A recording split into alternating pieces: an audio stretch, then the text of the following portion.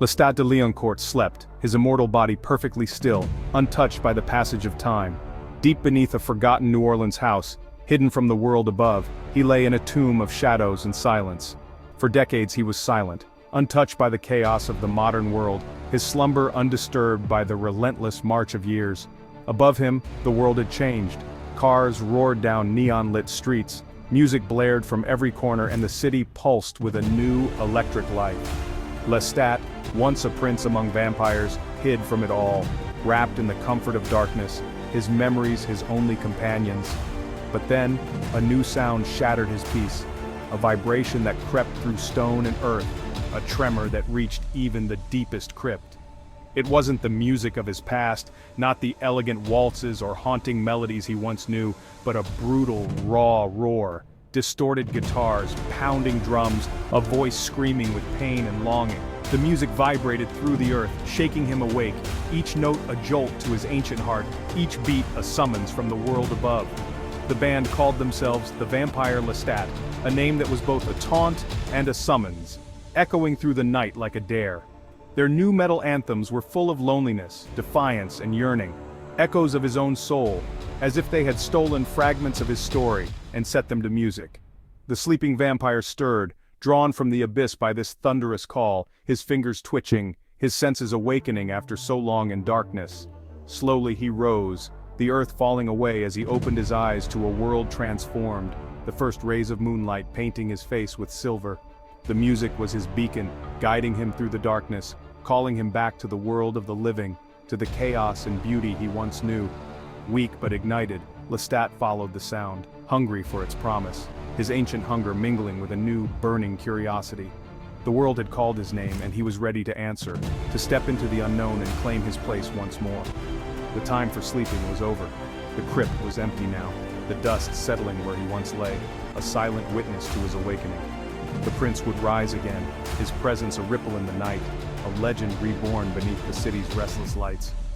And the world would never be the same, for Lestat had awakened, and his story was about to begin anew. Lestat emerged into the 20th century, a legend come to life. He was no longer just a whisper in the shadows or a myth told in hushed tones. He was flesh and blood, immortal and undeniable, stepping boldly into a world that had forgotten to fear the night. He found the band that bore his name, young, mortal, and unprepared for the real Lestat. They were drawn to his charisma, sensing something otherworldly, but never guessing the truth that lurked beneath his charming smile. Instead of destroying them, he seized the stage as their lead singer. The band, electrified by his presence, was transformed overnight from obscurity to sensation. His voice, centuries refined, was haunting and seductive, filled with immortal pain. Each note carried the weight of endless nights of love and loss, of hunger and longing that no mortal could ever understand. Lestat wrote songs about his true nature, blood, loneliness, and secrets. His lyrics were confessions wrapped in poetry, stories of darkness and desire that captivated audiences who thought they were only hearing tales of heartbreak. The mortals thought it was a clever act, never realizing it was a confession. They screamed his name, idolized him, and wore his image, blind to the reality that their idol was a monster in plain sight. On stage, Lestat was a predator in plain sight, more visible than any vampire before him. He prowled the stage with a hunger that thrilled and terrified, his eyes searching the crowd for kindred spirits and hidden enemies.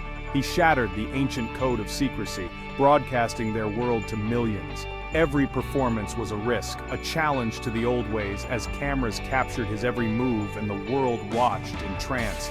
Other vampires watched in horror and awe. He was a heretic, a rebel, a dangerous revolutionary.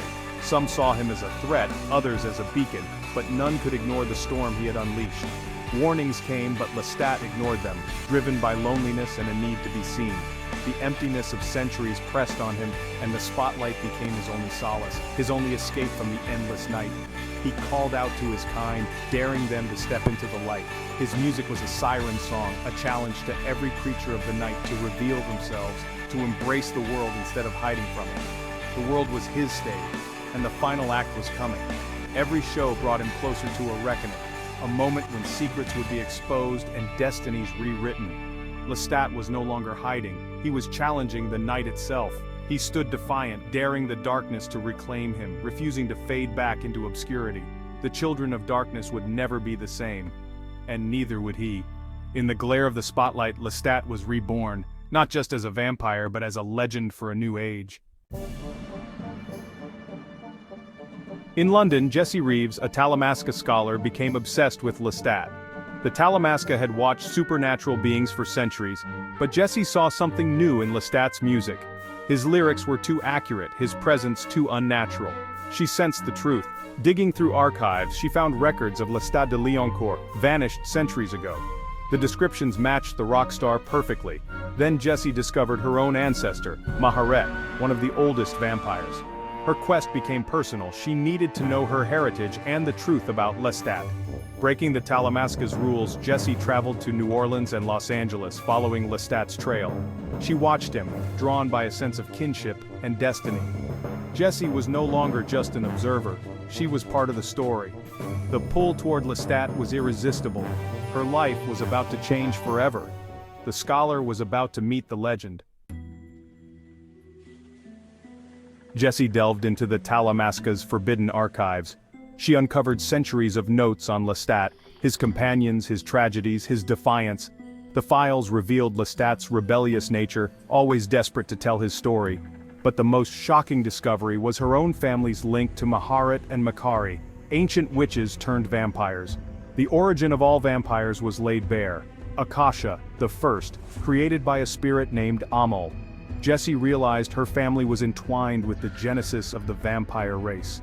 Her psychic gifts and fascination with the supernatural suddenly made sense. She was not just a scholar, she was part of the great family, Maharet's mortal descendants. The knowledge was a heavy burden, but it gave her purpose. Jesse resolved to warn Lestat of the danger his music was about to unleash. She was no longer just a witness, she was a player in the unfolding drama. The past and present were about to collide. Akasha, the first vampire, sat in silence for millennia, the source of all her kind. Her presence was a legend whispered in the shadows, her power undiminished by the passage of endless centuries.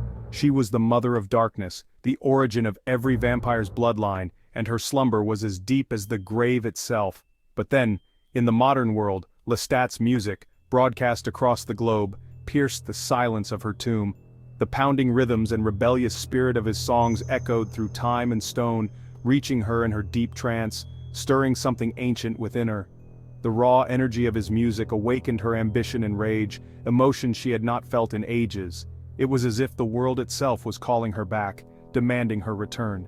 Marble eyes flickered, Akasha rose, shattering centuries of stillness. Dust and time fell away as she stood, her power radiating outward, breaking the ancient spell of sleep. She destroyed her king, Enkil, ending the last tie to her old life, and sought out Lestat, the one who had awakened her with his defiant music and spirit. Rather than anger, she felt fascination. She saw in Lestat a kindred spirit, someone who challenged the world as she once had, someone worthy of her attention. Akasha chose him as her new king, her consort for a new world order. Together, she believed, they could reshape the world in their image. Her plan was simple and horrific. Humanity would be culled, women would rule, and vampires would reign supreme. She envisioned a world cleansed by fire, ruled by her will. She began her crusade, incinerating weak vampires and launching a war on mankind. No one was safe from her wrath, and her enemies fell before her like ash in the wind. A wave of fire swept the undead world, a prelude to apocalypse. The old order was burning, and a new era was being forged in blood and flame. Lestat was at the center of it all, the queen's chosen, caught between awe and terror, his fate forever entwined with hers. The ancient peace was shattered. The world of vampires and mortals alike would never be the same. The world trembled as Akasha marched to war, her army of the night spreading chaos and fear wherever they went.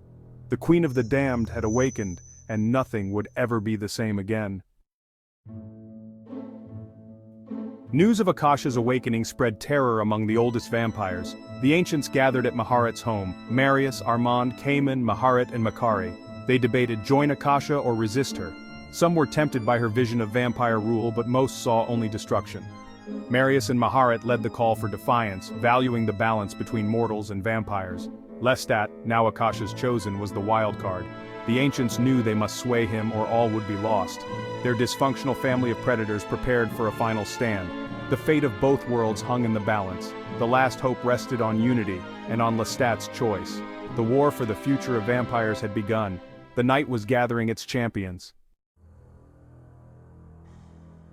Lestat's Death Valley concert was the ultimate act of defiance. Broadcast live, mortals and vampires gathered for a final reckoning.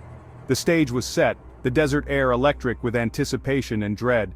Lestat performed, a king before millions, but the concert was a trap. The ancients hid among the crowd, waiting for Akasha. She arrived, descending like a vengeful goddess, silencing the music and terrifying the masses. Akasha embraced Lestat, ready to present him as her king. For a moment it seemed he might accept, but Lestat played his part, luring her into a false sense of security. As Akasha turned to address the vampires, the ancients attacked.